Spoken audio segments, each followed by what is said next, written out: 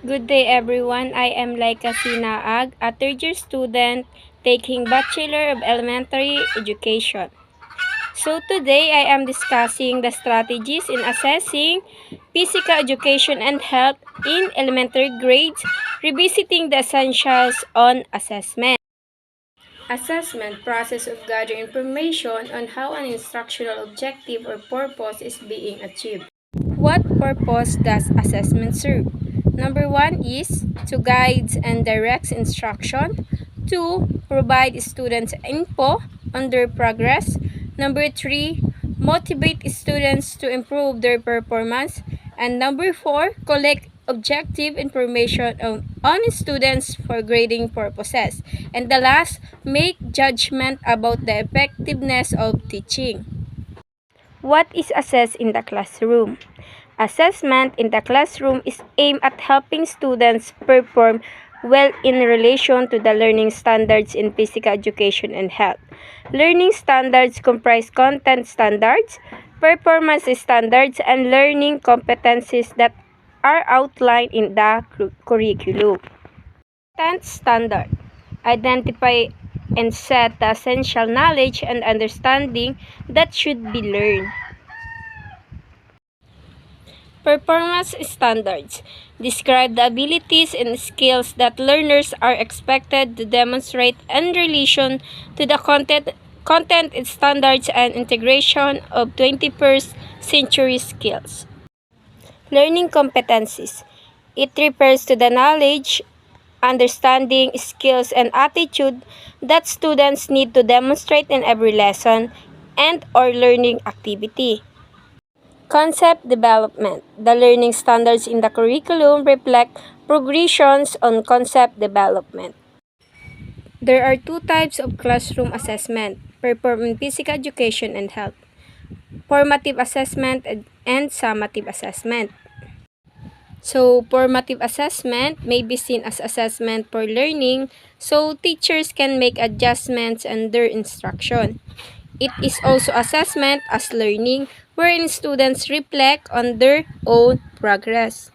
So, according to the UNESCO Program on Teaching and Learning for Sustainable Future, formative assessment refers to the ongoing forms of assessment that are closely linked to the learning process. It is characteristically informed and is intended to help students identify strengths and weaknesses in order to learn from the assessment experience. Formative assessment and different parts of the lesson. Formative assessment may be integrated in all parts of the lesson. Basically, every lesson has three parts: before the lesson proper, and after the lesson. Formative assessment conducted in each part serves at a different purpose. So, before the lesson, formative assessment conducted before the lesson informs the teacher about the student's understanding of a lesson or topic before direct instruction. So, it helps teachers understand where the students stand in terms of conceptual understanding and application. It provides basis for making instructional decisions such as moving on the new lesson or clarifying prerequisite understanding. So, during the lesson proper, formative assessment conducted during the lesson. Proper informs teachers of the progress of the students in relation to the development of the learning competencies. So, it also helps the teacher determine whether instructional strategies are effective. The results of formative assessment given at this time may be compared with the result of formative assessment given before the lesson to establish conceptual understanding and application have improved. So, on the basis, the teacher can make decisions on whether to review, reteach, remediate, or enrich lessons, and subsequently when to move on the next lesson. So, after the lesson, formative assessment conducted after the lesson assess whether learning objectives were achieved. It also allows the teacher to evaluate the effectiveness of instruction. Students who require remediation or enrichment should be helped by the teachers using appropriate teaching strategies.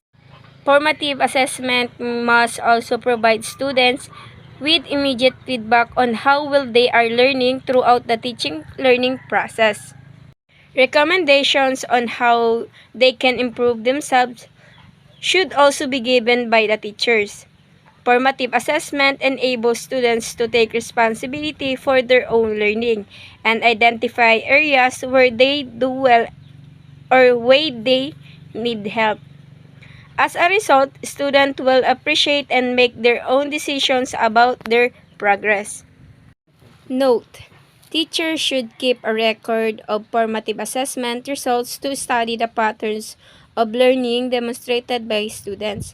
However, this should not be used as basis for grading. So, summative assessment, it's seen as assessment of learning which occurs at the end of the particular unit. This form of assessment usually occurs toward the end of period of learning in order to describe the standard reached by the learner. It measures whether learners have met the content and performance standards. Teachers must use methods to measure students' learning that have been deliberately designed to assess how well students have learned and are able to apply their learning in different contexts. The results of summative assessments are recorded and used to report on the learner's achievement. Primarily, the results of summative assessment are reported to the learners and their parents, guardians. In addition, these are reported to principals, school heads, teachers who will receive the child in the next grade level, and guidance teachers who should help students cope with challenges they experience in school. Individual and collaborative assessment. Learners may be assessed individually through unit tests and quarterly assessment. Collaboratively, learners may participate in group activities in which they cooperate to produce evidence of their learning. The process of creating a learning project is given more weight or importance than the product itself. So, components of summative assessment. Summative assessments are classified into three components, namely written work, performance tasks, and quarterly assessment. These three will be bases for grading. So, the written work component ensures that students are able to express skills and concepts in written form. So, written work, which may include long quizzes, and unit or long tests, help strengthen taking skills among the learners. It is strongly recommended that the items in long quizzes or tests be distributed across the cognitive process dimensions so that all are adequately covered. So, through written work, learners are able to practice and prepare for quarterly assessment and other standards assessment. Other written work may include essays, written reports, and other written output. Performance tasks allows learners to show what they know and are able to do in diverse ways. Performance tasks, they may create or innovate products or do performance-based tasks. Performance-based tasks may include skills, demonstrations, group presentations, oral work, multimedia presentations, and research projects. It is important to note that written output may also be considered as performance tasks. Performance tasks have a rubrics. A rubric is a guideline for rating student performance.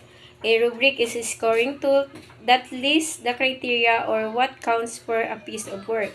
An evaluation tool that describes quality of work on a range from excellent to poor. There are two types of rubrics. Number one is holistic rubric, a type of rubric that requires the teacher to score an overall process or product as a whole. Second types of rubric is analytic rubric. Is a type of rubric that provides information regarding performance in each component, parts of a task, making it useful for diagnosing specific strengths and weaknesses of the learners. These are the steps in developing rubrics. Number 1, review learning objectives. Number 2, list performance criteria. Number 3, describe levels of quality for each criterion. And number 4, develop a grid. And the 5 steps in developing rubrics: add a descriptor or numerical score to each performance level.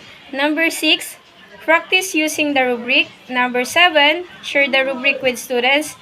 Number 8, assess students' work. And the last, revise the rubric. That's all, and thank you for listening.